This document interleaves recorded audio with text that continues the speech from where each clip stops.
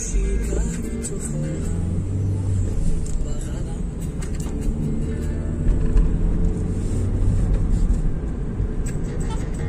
چی رو دونستن شرط نیست، اما دونستن هم خوب نیست. پاسخ یک سوال 10 ثانیه‌های اتراکتیو.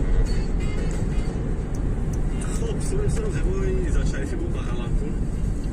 من امیدوارم که خدا کنه که این سوال بغلش با پول بود چابرک با هر چیز دیگر بودتر اما که بغل پول خالی نکنم. بغل خالی بیزیم است، بغل پول خوب است.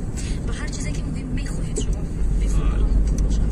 دوستان یک سوال برای من عجیب است که شما یک سوال برای من جواب دید که با چه دلیل شما روی برنامه اتراکت باید ببینید؟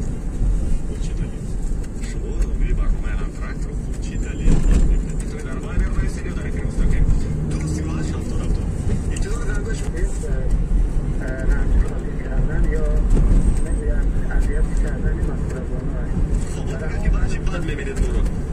خب دارم میگم وقتی من بنویشتم اصلا مصرفانه نکستن که محمود است اینا فقط در شما خانه من نمیخوام آره همه شما مصرفانه بد میبینید نه من بد نمیبینم من کسی رو بد نمیبینم برای سال نو اما همین کاری مصرف برای شما پیشنهاد نیست. اما همه رو فراموش میکنم ولی من این شخص دیگه دعوت برای شما نمینم نه فراموش میکنیم همین در سال نو مینویسیم نوشتن گیرید مینویسیم. خب محمود برای که هر شنونده مهم و عزیز است راست بگم من یک چیز دیگر هم گفتنی بدم اگر ممکن باشه یک منیت وقت بده من هم زادروز این هنرمند عزیز و داشتن و محبت و پر از هنری کاجی که منیجر دولت و تبریک میگم.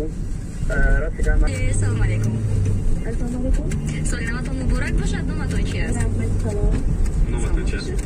من میخواستم اشتراک کنم. نام مریم. خوب بعد خیلی بعد بینی هم نیست برای هم که تیز گپ میزنم نمیفهمم. من تیز گپ میزنم.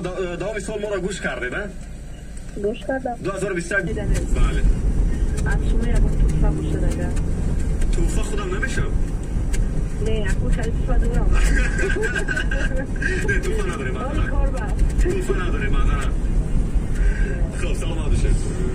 دوستی باش افتاد میتونیم بازم یک زنگ دیگر قبول کنیم و در ولی برای اون وقت که شما ایرادتون گرفته این برای خاطر است که ما در آخر برنامه در آخر سال یک نظرسنجی